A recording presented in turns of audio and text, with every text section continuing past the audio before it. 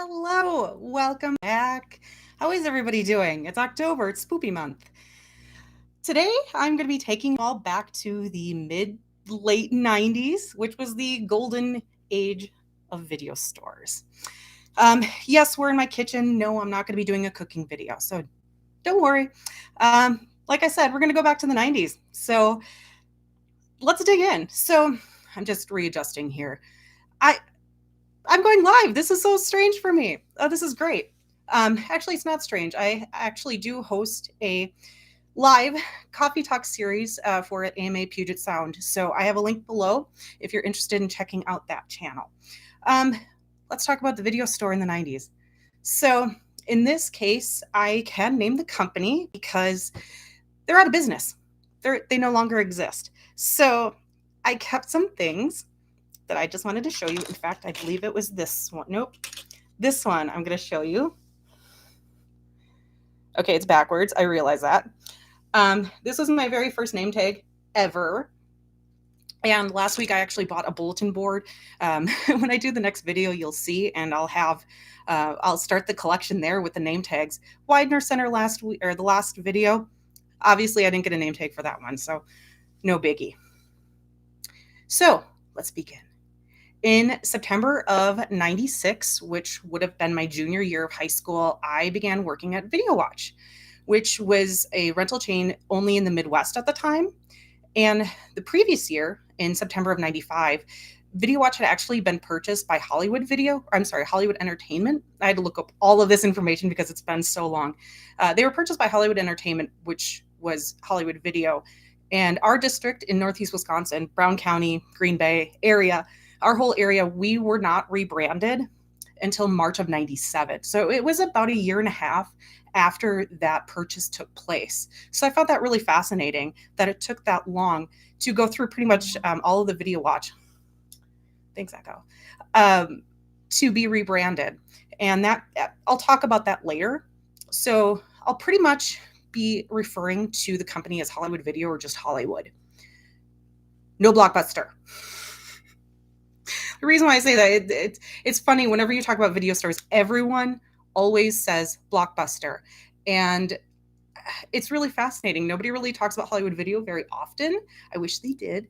But with Blockbuster, for those of you who just weren't old enough, the one thing that was different with them is they would charge you $0.25 if you didn't rewind your VHS tape. So you rent a movie, and if you forgot to rewind it and you just returned it, the next time you rented, like, okay, well, we're going to charge you $0.25 because you didn't rewind the tape. Hollywood VideoWatch, we didn't charge. We just rewound it for you. So, well, both are out of business. Oh, well. So the 90s, especially folks that are a little younger, you have probably heard many times in your life, well, just, go in and ask for a job and you'll get it. There was a time when that happened. Okay, so I live outside Seattle. You can tell the lighting is changing. I have every lamp on as I can that I have on. This will be interesting. So in the 90s, up until then, you could kind of walk into a place that was hiring and say, hey, I want a job. And, within a week or two, you probably have a job, depending on the industry, of course, retail especially. Way different now. It's really interesting what's going on right now. So in this case, as I had said in the Widener Center episode, I wanted a job so I could earn money to buy a car. I needed a car. And so where am I going to go work? I realized, well, I'm not going to work in the food industry. I'm not going to work in a place where I have to carry a lot of things that are valuable. If I do have to carry things, it's okay if they break. We learned that already, didn't we?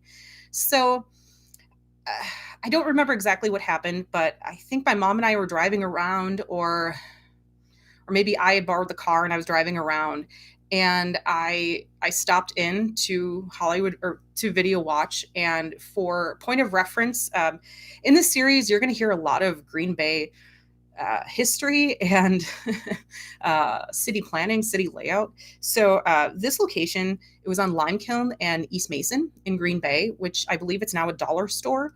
At the time, it was VideoWatch, and the other part of the building was a bike shop, a bicycle shop. Now I believe I think it's a restaurant now. And I'm talking about the dollar store that's across the street from Papa John's, and there's the hardware store kitty corner, and there's a car dealership kitty corner from that. So I'm talking that location. It was a VideoWatch. Before that, it was a bar, restaurant, or it was a restaurant, like a supper club type place. Prime Steer. Again, more references. So I walk in, and at this time, you couldn't just, go online and apply. It was, you had to physically walk into the building, well, first of all, look nice, because you never know who was going to be giving you the application. So you'd have to go in, ask for the paper application, make sure you were polite, looked nice, didn't say anything or do anything strange or mean. And you thank them, you take the application, and you're like protecting this piece of paper. This is your way to apply for a job. So you're protecting this piece of paper. Brought it home with my best penmanship, because you were also judged on your penmanship when you applied for a job. Nobody really said it, but it was all implied, depending on how well your handwriting was. So in my best penmanship, which is not very good, wrote out everything, didn't have any references, really. I mean, I worked for my mom, really couldn't use Widener Center as a reference. So then you had to plan to bring back said application, again, dressing nice, because you didn't know if the manager would be there or not, saying, hey, let's interview you right now. So that would always happen. So I returned the application, and I think within a couple of days, I got a call from the assistant manager. I'm going to name him Bert. It's not his name, but I'm going to call him Bert. He was really, really nice, and called the house, because again, you didn't have a cell phone.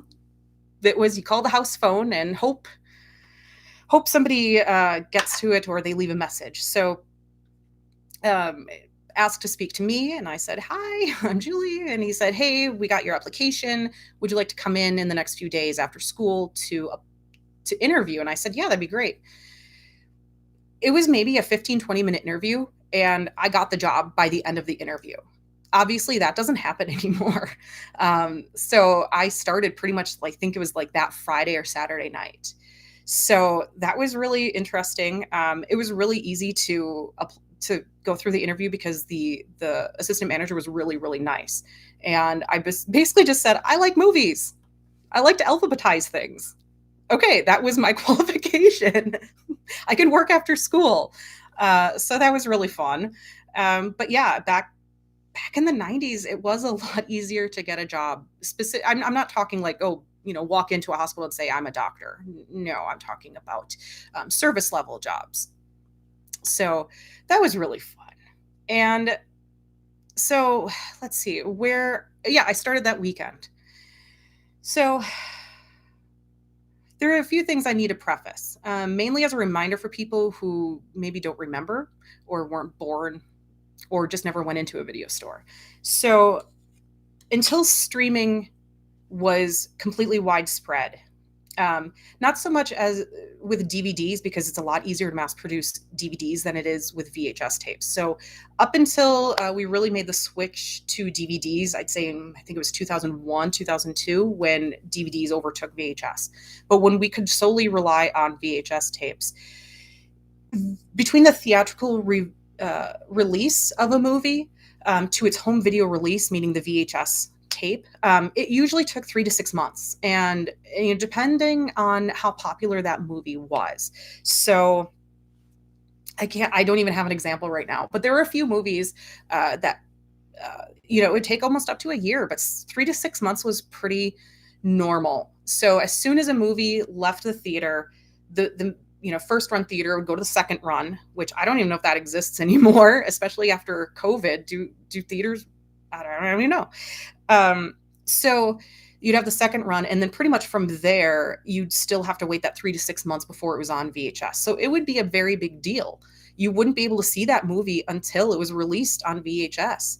So people would get a little crazy. Like, when is that movie coming out? Like, we don't know. Sometimes, we would get release dates. So, up to maybe 2 months ahead of time. So if somebody did have a have a question about a movie's VHS release, we could say, oh, this one's going to be coming out.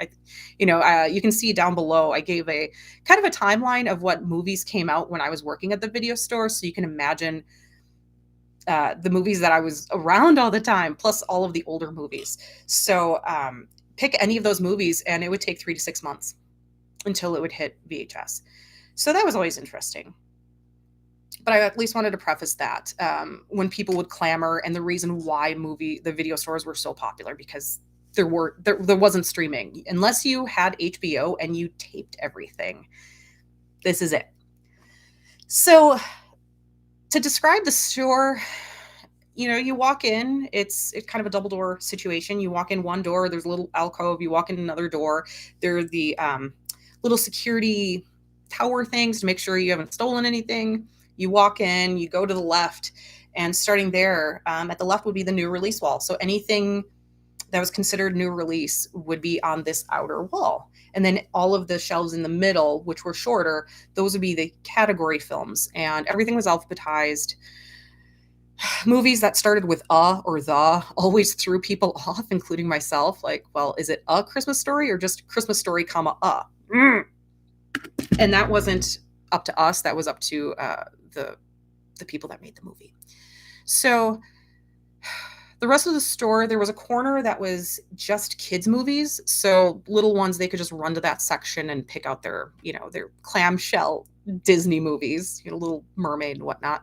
And then there was like a smaller section just for games, because you could rent consoles, you could rent games, you could rent game accessories, you could buy certain accessories. Again, I have listed below kind of what was already out there. PlayStation, I forgot what date I have that it was released, but it was pretty early still. I mean, it was 96, 97, 98. So it was pretty early compared to what we have now. So it was interesting. And then the rest of the store, there were like quote unquote columns, and they would be a set of 3 TVs on shelving that would project whatever we were playing in the VHS or in our VCR behind the counter. And then in the middle, it was kind of in the middle on the ceiling was a circle of other TVs. And so that's what we had. So with all of those monitors, what were we playing? Well, we had a schedule of what could be played throughout the day. And from open, which was about 10 a.m. until 4 o'clock, we could only play approved animated Disney movies. Toy Story was released a month after I started there. So it was really fascinating historically to have been a part of like the phenomena and how popular it really was. It was sold out. It was checked out like for months.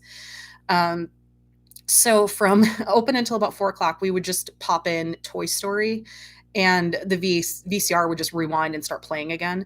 So it would be like, I think if we started it right at 10, it was about 3 times that we would hear Toy Story being played throughout the day. If I had control of it, because there were days where if I didn't have school, it was Saturday or Sunday, I'd work during the day, not missing school, of course. But I would sneak in Beauty and the Beast sometimes. Oh, well, my choice. Or Aladdin, and then just sing along. It was fun. And then during the busy hours, which was basically 4 p.m. until 9 p.m. And when I say busy, I'm talking Costco, Black Friday, I'm talking like, or maybe not Costco, sorry, but I'm talking IKEA level on a Saturday at 2 p.m. It was like that busy, but on a smaller scale, but it was like that busy, steadily busy. No joke. And these were just for movies. It's not like, oh, I need furniture. No, these were movies just to entertain yourself for the evening. Unless you bought or had HBO and taped everything, this is where you went. So during those hours, we had to play a company branded tape of movie trailers. So again, the list of movies I have down below, those were some of the trailers I had to hear. And some of those movies, depending on its popularity, it would carry over to the next month. So I think one of the records was usually like 3 to 4 months. And Toy Story, I think, was one of them. Independence Day, I think, was another one. There were a few others. I think Liar Liar was about 2 to 3 months. Jerry Maguire was like 3 to 4 months. And that one, I still have PTSD. Seriously. I hate that movie so much. I had to hear the trailer. And in the trailer, it would also sometimes play the movie trailer multiple times in that cycle. So I don't know how many times I had to hear that trailer, but serious PTSD. Moving on. From 9 p.m. until close, which we closed at 2 p.m. in Green Bay. What else is open at 2 p.m. on bars? So a lot of drunk people would come in, 1:30ish, trying to rent a movie. Funniest thing you'll ever see. I have stories about that. So from 9 until close, we could basically play any music concerts, musicals. There were a few movies that we couldn't play. Rocky Horror, we couldn't. That wasn't approved. The Wall was not approved. Basically anything with swearing.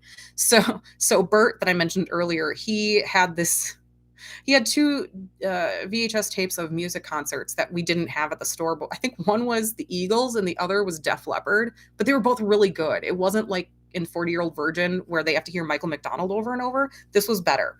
So, but once in a while, we snuck in Rocky Horror. What are you going to do about it? But there was a theater that was playing midnight shows of that, so it was fine.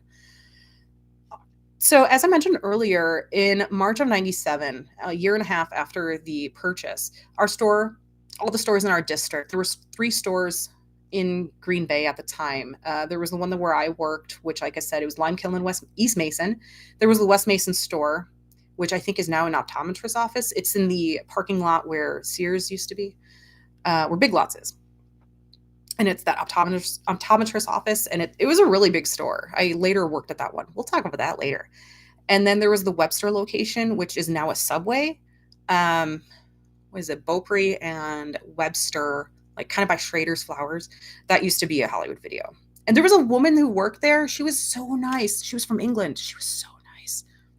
And there was a guy who worked at the Papa John's. Oh my God, we had to deal with the Papa John's people next door, like whomever delivered. We weren't supposed to do this, but company's out of business. I don't care. We would tell the manager, whomever was working at night, whomever delivered our pizza would get free rentals, and we would get a free pizza. It was so cool. The guy that was a manager, he was from Ireland. It was so awesome. Anyway, we had to rebrand. So it was done in a week. So when I say rebrand in marketing, we use that a lot. And basically the store was closed for a week, which I don't know how much. That's why they had to stagger how many. Otherwise, if every store was closed for a week, they would have lost so much business. It would, like how Facebook was down the other day, and Zuckerberg lost about how many billion. It would have been about the same thing. Closing the video stores all at once for 1 week would have been devastating. So they had to stagger them, and they finally got to us. All of our stores. It was March, and I remember getting a call at home from one of the other assistant managers. I'm going to call him Jack because I swear he was like Jack McFarlane's cousin from Will and Grace. So we're going to call him Jack. He called me at home and said, "Hey, the rebrand is finally happening. Do you still want to work here?" And the reason why he had to ask is, he basically said, don't come into the store for the next week because it's all construction, and they had to tear out the floors. They had to they had to paint. They had to convert the adult room, the room with the adult movies. Yeah, we had that. I have stories, which I'm going to be telling on Patreon at some point because I can't tell them here. But they converted that into our break room. So the assistant manager was explaining all of this and asking, do you still want to work here? Because now there's a dress code change. Up until then, our dress code was simply black slacks, black shoes, as long as they were comfortable. Sneakers were fine, I think. And anybody who was not a manager had to wear a blue button-down Oxford shirt, and managers wore a white. And I said, okay, what's the change? And he said, okay, you're not going to like this, but we all have to do it. Doesn't matter what level you are. I said, oh, this doesn't sound good. And so it was still black slacks or black skirts, black shoes, comfy. Everyone had to wear a white tuxedo shirt with a red bow tie. And it wasn't like one that you had to tie yourself. It was like you had to just hook it like a kid. And a red cummerbund. Yeah, that's what teenage girls want to wear. Seriously, if you're in a position to dictate what your employees wear, don't be a dick. That's all I'm going to say. Okay? Don't make your employees feel like idiots. Okay? Okay. So I said, yeah, sure. I still want the free movies. Bring it. All right. I hated it. And there were times where I would lose my cummerbund. Kind of like, yeah. Oops. It's in the other room. Sorry. Let me go get it.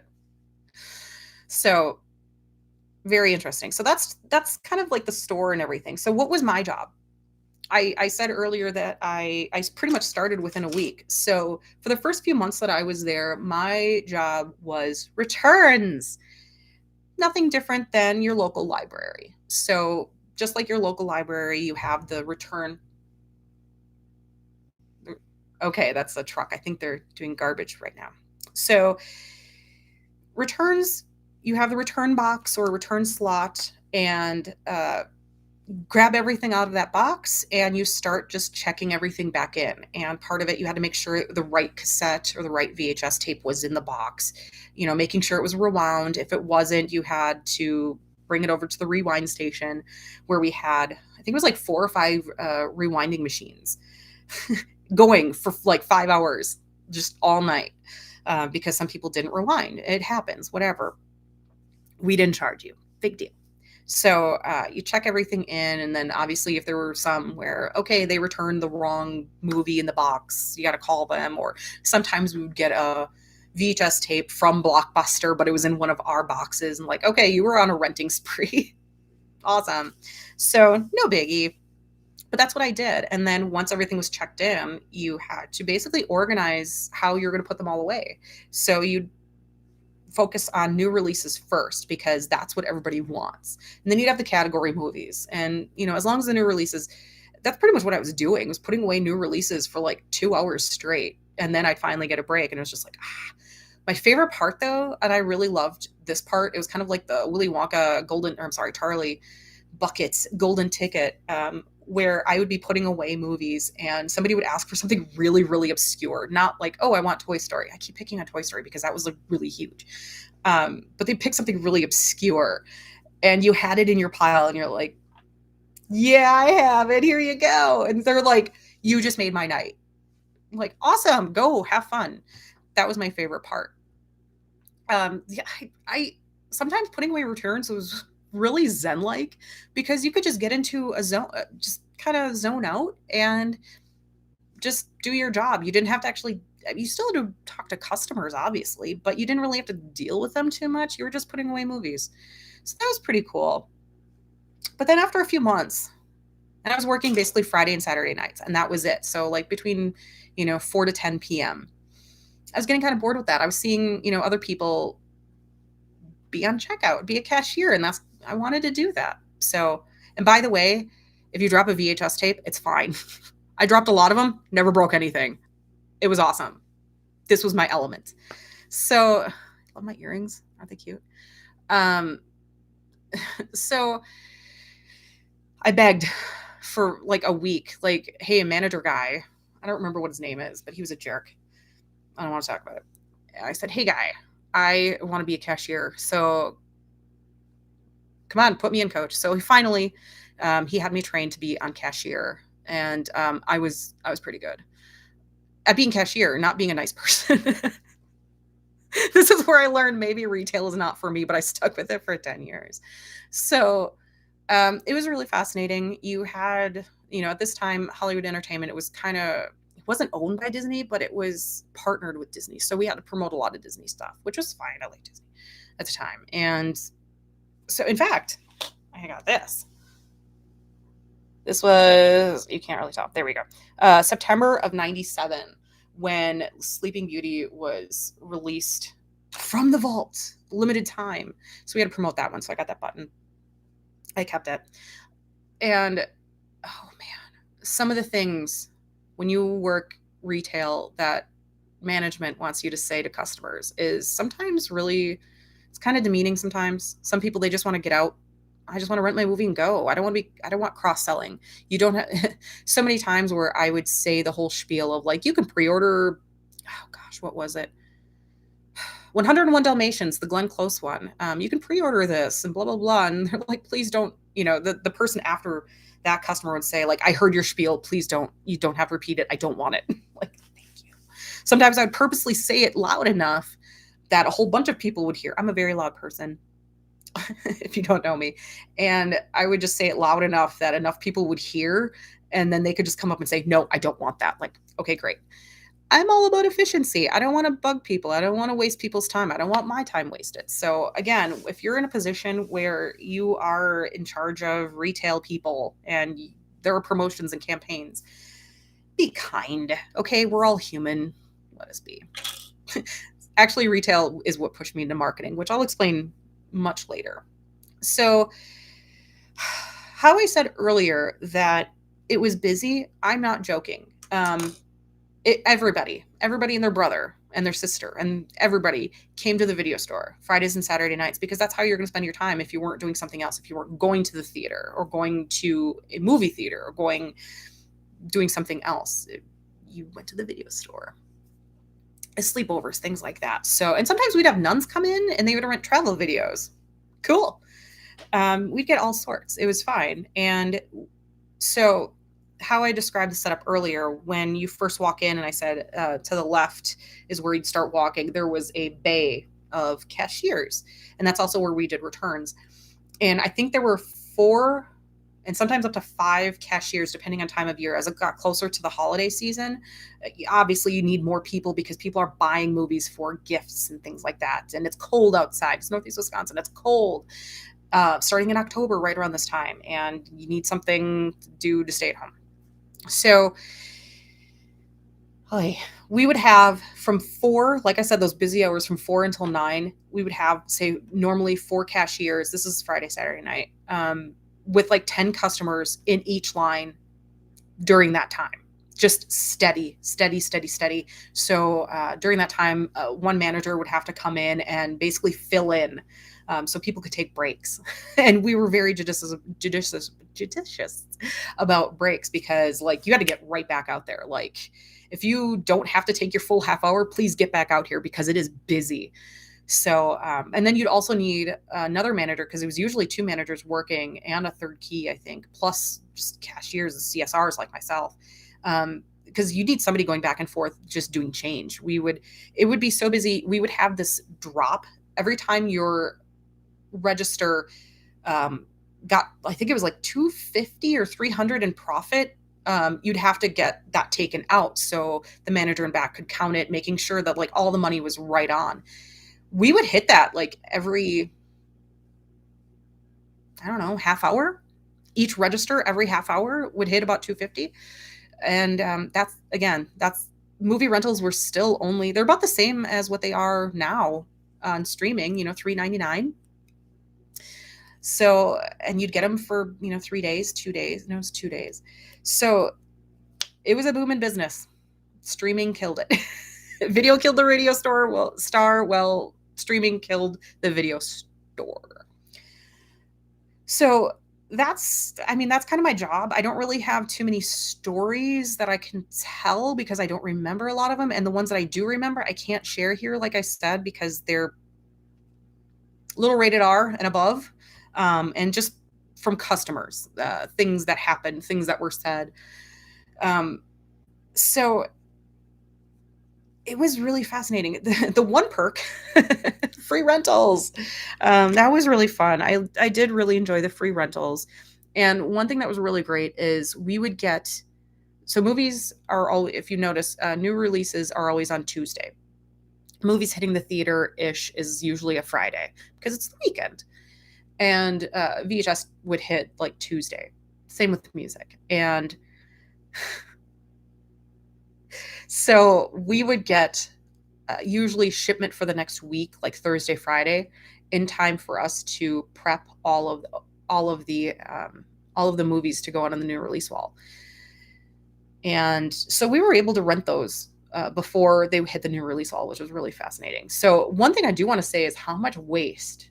And I even thought this at the time. And again, this is, 25 years ago. And I thought this was a lot of waste. So we would get a box of VHS tapes. in their actual cover box. Okay, no big deal. Our job when we got them, depending on what movie it was and how many copies we got, some it was like a small batch, and like some releases were, like I said, Toy Story, where it took up like an entire wall, or an entire section, sorry. And so we would have to take the tape out and then put it into the box, which was a lot more protected, print off. So actually, sometimes I think they were already printed off for us, and they were basically the front of the box that you could scan, and it said the title.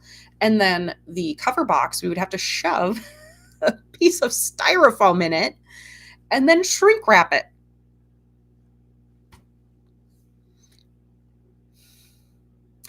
Once movies were, on the new release wall for a while and their popularity started to decline, you could start taking a number of copies off and put them out for sale. So then you'd have all that extra waste from the cover box and all of that. And it was just looking back, like, how much waste. It's all plastic and styrofoam, and it just makes me sad. We could have prevented that. We could have done something else. Oh, and at the time, even better, we had a helium tank. We'd give out balloons. Yep. I don't know what else to say about that. So yeah, that was, I think pretty much that was the only perk, was the free rentals and then being able to rent them ahead of time. I think that was pretty cool. So let's talk about where things started to kind of go downhill. Well, first of all, actually before that, this is one of the lessons that I want to impart to people, is especially in your first few jobs, when you're still a teenager, like before you have your first like real career job, or whatever you consider your first career job, those first few jobs, please don't take them too seriously. I mean, obviously do your job, your name is attached, take pride in what you do, even if you hate your job, unless you're in a really, really bad situation. But in your first jobs, it's really, really easy to take your first job seriously. Especially when you're a teenager and you're starting to be given a lot more responsibility and ownership over things. And some kids, they don't, they realize, okay, this is just my first job, but please still at least take some pride in what you do. But I have a tendency to take things too seriously. As in, two examples. One, it was at the point when, if anybody called in sick, granted, I was still in high school. I should have been concentrating on my work, my homework, and my studies. But whenever somebody called in sick, they called me. Hey, Joel, can you come in and work?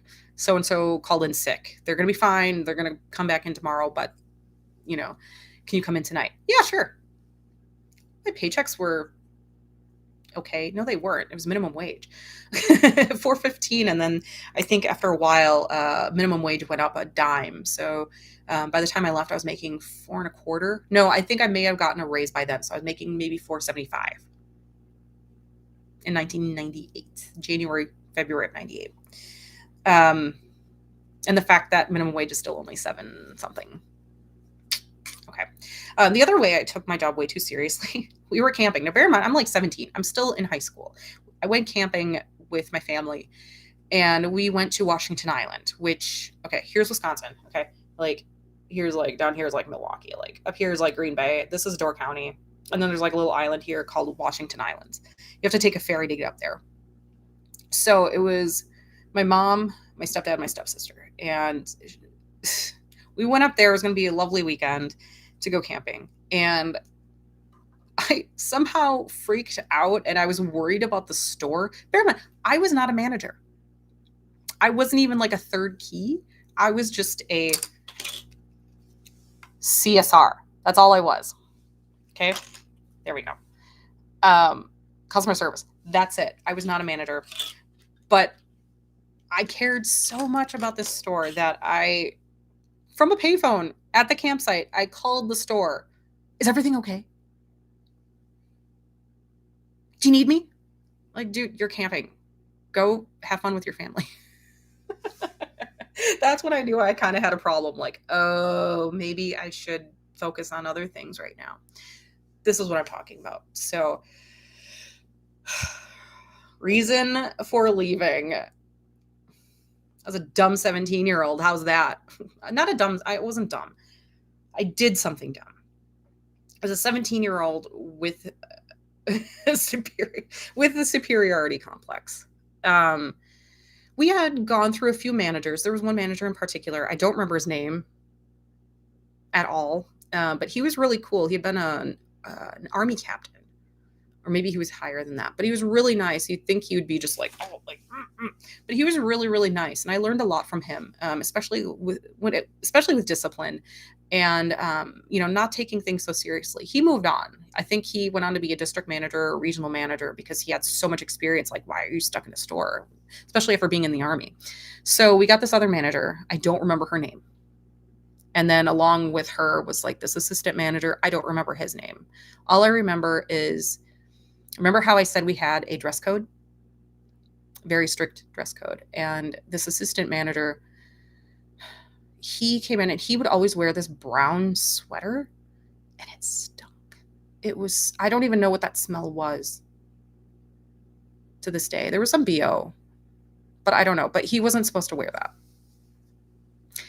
that. So one day I was at school and I was talking to a guy in one of my classes and I learned, oh, he worked at the West Mason store.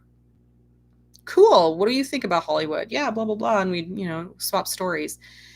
And then one day he said, oh, I heard this manager. What am I going to call her? We're going to call her Karen. I don't know if that was her name. I have no idea. It could have actually been.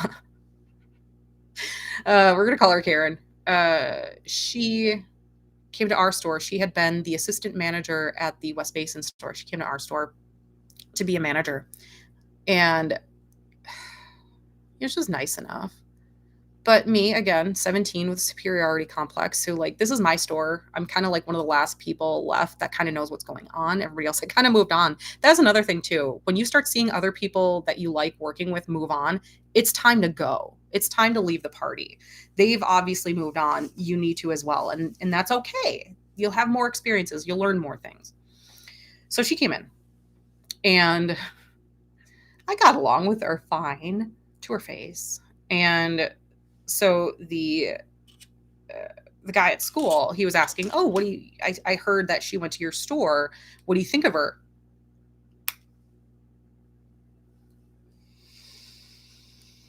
My mom taught me two things. And I only listened to one of them in this context. One was, sometimes it's got to keep your mouth shut. The other is, if you don't have anything nice to say, don't say anything at all. Well, the first thing is don't lie. The second is, if you don't have anything nice to say, don't say anything. I should have listened to the second one. I didn't. I can't lie. So I was honest. I don't remember what I said. I don't remember what my beef with her was. I don't remember what my complaint was. I know at one point I did complain about the guy with the sweater. And so the guy at school, my classmate, he's like, oh, okay. You can imagine what happened next, right? We all know what happened next. He told her. They were still friends, which is really creepy because she was like in her mid-30s and he's like 17. Like, dude, you're friends? Okay, that's weird. Creepy. But he told her because I think she had to go in to pick something up at the old store or the previous store. And so, yeah, they exchanged. And next thing I know, I'm not on the schedule anymore. I go in to get my paycheck and I'm like, hey, I'm not on the schedule. She's like, well, maybe you shouldn't talk about people behind their back.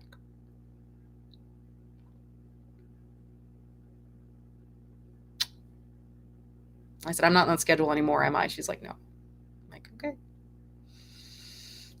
Your loss. I was wrong. I was very, very, very, very, very wrong. Very wrong. I've never said that I wasn't. yeah, I was really, I was really wrong. Um, my opinion wasn't wrong, but I should have kept it to myself. So my lesson here is not everybody is your ally. More importantly, unless you have a huge issue with your boss, like really bad, I don't want to say keep it to yourself, but find somebody who really is an ally, that you can truly confide in. And it might be somebody who doesn't even work at that company. But sometimes you do need to kind of let it out. But or a stuffed animal, that works too. But no, you shouldn't. You shouldn't assume everybody's your ally, and you shouldn't talk about your boss behind their back. I still haven't learned that one. So 2 lessons. 1, don't take your first job seriously, which I did. I mean, I obviously did. Otherwise, I wouldn't have talked bad about my boss behind her back. So also, I think I was sabotaging myself. Just kidding. Because Titanic had just come out into theaters, and I was really tired of people asking, "Hey, when's that going to be on VHS?" It was like a year, 9 months maybe. So I was kind of tired of that. So yeah, that's kind of all I have to say about that job. I enjoyed it. I really did, for the most part. I had a lot of bad days. I had a lot of great days. I had a lot of great days.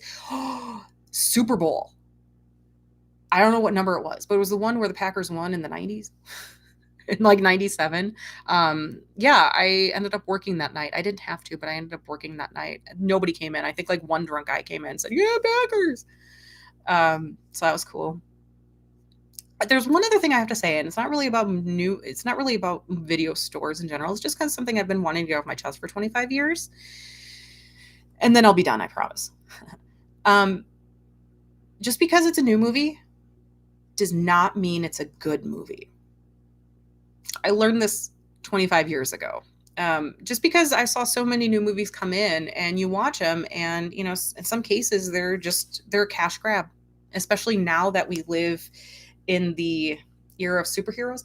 So back then, there were only 3 Star Warses. Only 3. That's it. And we didn't really have superhero movies. It was Clooney's Batman, which was terrible. And I watched it in the break room with one of the assistant managers, and we just talked how horrible it was. We were supposed to be working, but we watched that instead. So again, just because it's a new movie doesn't mean it's a good one. Sometimes it's just a cash grab. And as long as you're okay with that, that's fine. Just your expectations shouldn't be as high. So this is kind of, I'm almost hitting 45 minutes, which is a lot longer than I anticipated. And I apologize, but thank you for sticking with me. I do have a lot of other stories that I really want to tell that I've said earlier, but I can't share on this platform. So I'm going to be sharing on Patreon. I haven't really done anything on Patreon yet, but I do have a link below. I will have other stories that I can't share here that I'm going to share there. So once I get things kind of settled here, I'll really be promoting Patreon. So it'll be a while. Additionally, if you like this episode, please hit the like button and tap to subscribe. That's always awesome, and I really appreciate it. As I said earlier, I'm also the host of the American Marketing Association Puget Sound Chapter's Coffee Talk series, where I interview folks who work in the marketing industry. But I've also covered topics such as work-life balance, which is perfect for Mental Health Awareness Month. So if you're interested, I've got a link below for that as well. Any questions, hit me up, and I'll see you next time, where I get to talk about piercing ears in the mall. That'll be fun. So until then, oh, somebody's asking, was the manager at Papa John's named Tony? I want to say maybe. I just remember he was from Ireland. I think he was blonde. That's all I have for today. So happy watching videos on YouTube and all the other streaming channels that put me out of a job. Thank you very much. Have a great day.